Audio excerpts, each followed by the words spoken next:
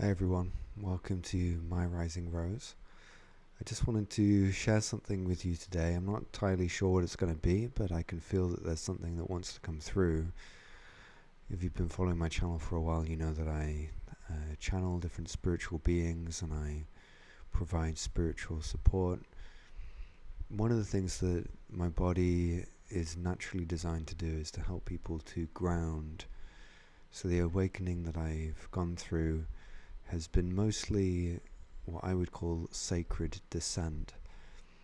So generally, if you look at spiritual books, people will talk about a process of ascension, so they're wanting to go up.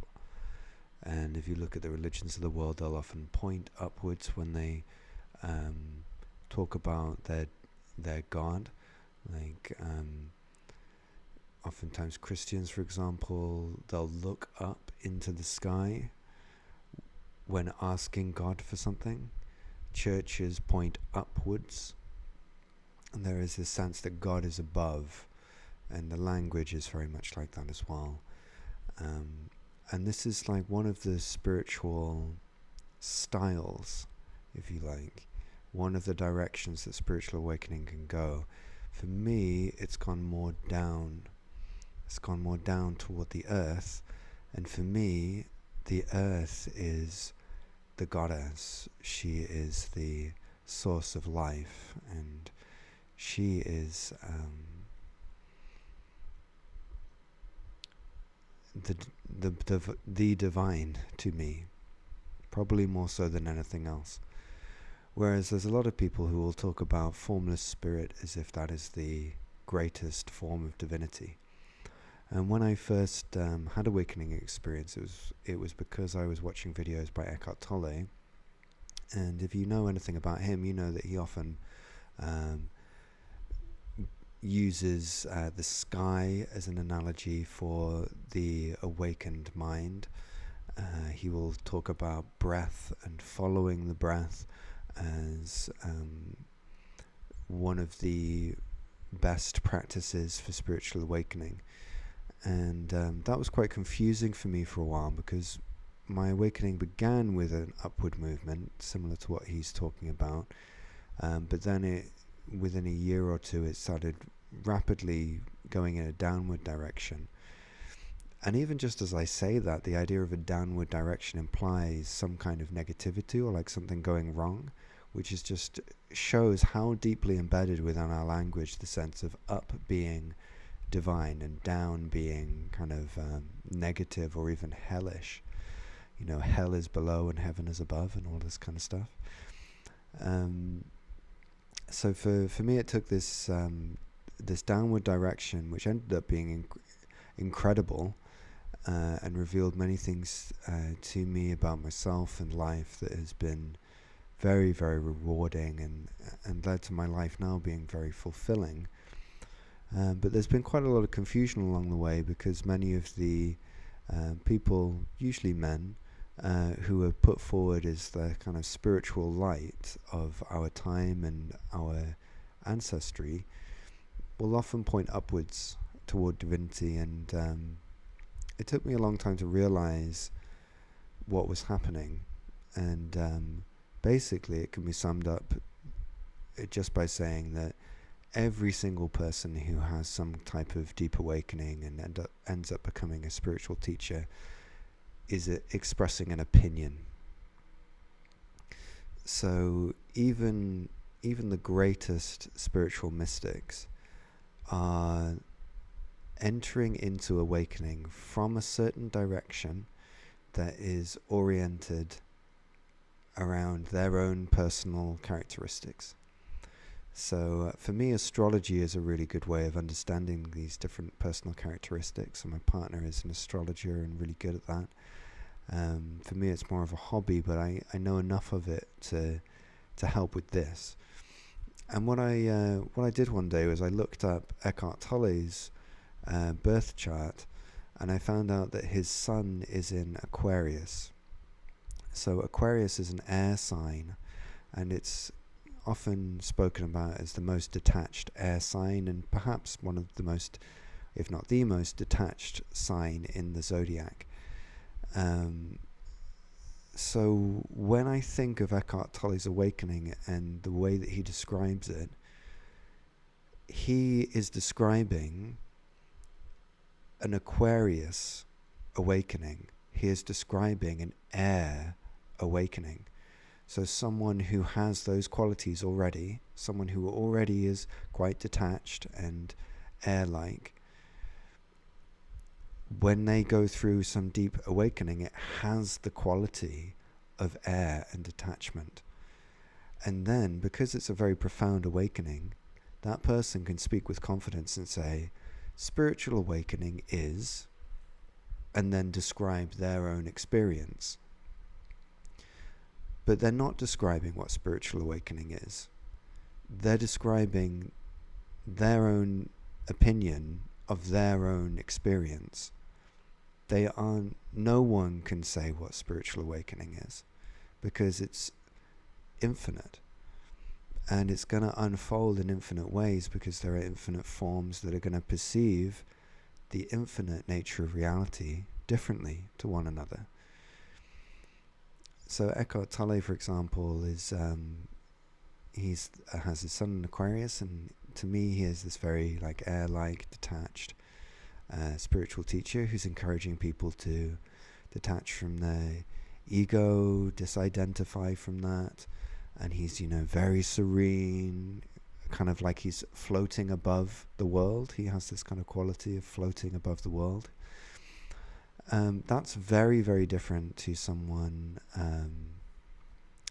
like Ramakrishna, who was a very devoted person, very much more passionate and fiery. There are these mystics who will be singing songs of praise to their deities and will be very fired up about that. They seem much more like they have the element of fire as one of their primary qualities, and maybe they're having a fire awakening rather than an air awakening like Eckhart. So the point that I'm trying to make isn't that one of these ways is right and one of these ways is wrong. It's just that there are many, many different ways, and ultimately there's going to be infinite ways that we can awaken. So sometimes it can be tempting to say awakening is X, Y, Z, and then describe your own experience. And you might be doing that accurately and sincerely from your own perspective, but ultimately you're not actually going to be right. So myself, I'm trying to describe awakening and the experiences that I've been through, and to transmit those to you, so that those of you who are ready to receive those awakenings and have your own will feel those for yourselves. But I really want to kind of put that within this container of all I'm doing is giving my own opinion based on the experiences that I've had. I'm not trying to say that what I'm experiencing is the true awakening, and then other people have an inferior or non-existent awakening. I mean, that said, I do think that there are plenty of spiritual teachers out there who are being deceptive about their level of awakening, but that's a kind of different point. And the fact that I'm even bringing that point up is actually kind of funny, because going back to astrology, with Eckhart having his sun in Aquarius, I have my sun in Scorpio, and I have quite a few other planets in Scorpio as well. And Scorpio is much more about the underworld. It's much more about perceiving through illusions and deceit. So the fact that I'm interested in other spiritual teachers who are, in my eyes, deceitful is indicative of the fact that I've had a Scorpio awakening, because I'm a Scorpio. So Scorpio is a water sign as well, and water is more emotional. And if you've been following many of my videos, you'll see that I have an attentiveness to the emotional needs of people, and we'll talk about my own emotional life. So it's this kind of awakening through emotional turmoil and bliss, which is deeply rooted in the underworld, so in our unconscious, and unveiling that. So the fact that I had this descended awakening that went down and into the earth, into the darkness of the earth, is also indicative of this Scorpio or water awakening, as opposed to Eckhart's. So seeing awakening in this way, which I call elemental awakening, is really helpful. It's been incredibly helpful to me, because it's got rid of a lot of confusion and inattention. Because if we start looking up to spiritual teachers or spiritual people who are in a different element to us, like Eckhart for myself, it's easy for us to start thinking that we're doing something wrong, because our instinct is to move in a different direction. But we might start telling ourselves that we are wrong in some way, and that we need to bend ourselves into the shape of this teacher. But if that teacher's in an element that isn't natural to us, we're bending ourselves out of our natural shape, and it's never really going to work.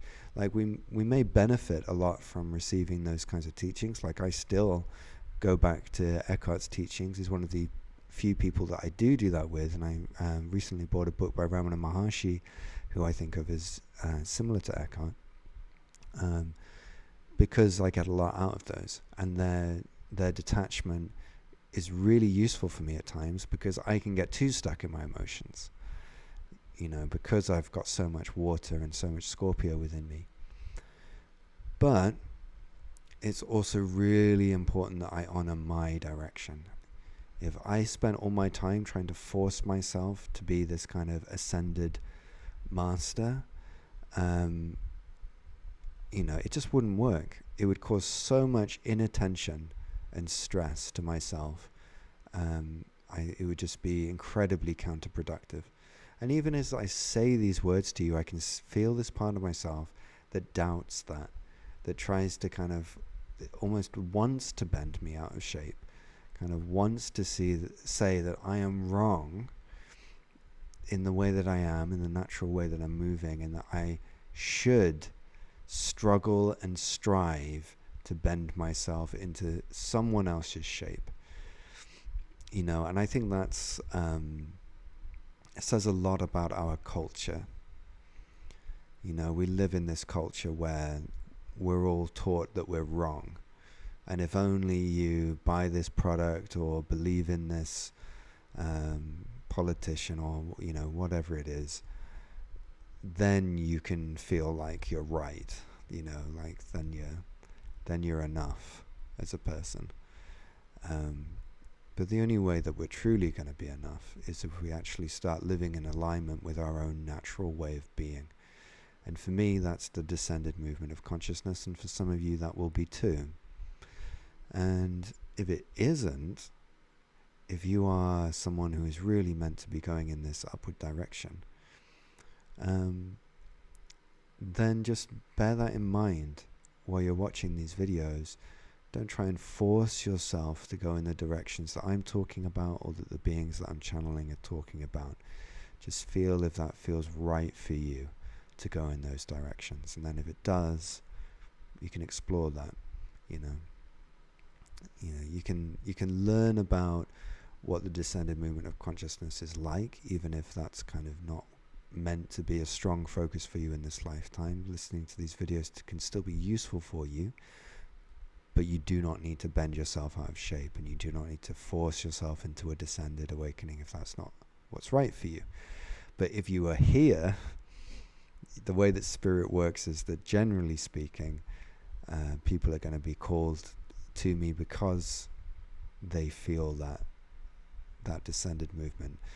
And as many people reach out to me because of the interviews and videos that I've done where I give voice to the descended movement of consciousness, and they reach out because they are the kind of people who are naturally in tune with that direction. Quite a few water sign people in astrology and Scorpios, but of course of course, other people as well. So, what am I trying to say here? I'm trying to say that we all have our unique path, and that this elemental system that I'm talking about can be a useful way of trying to navigate through it. And I hope that kind of clicks a few things into place for you, makes things a little bit easier, because you already have everything that you need. You already are everything that you need to be. You don't need to add anything on to you. You just need to be in the right environment for you to ripen in your own natural way. And the more that you relax and let go of all that stuff that isn't in your best interest, the easier it's going to be for you to really mature and ripen and flower and bear fruit. And that's when life starts getting really interesting and really beautiful. So I hope this has been a good video for you.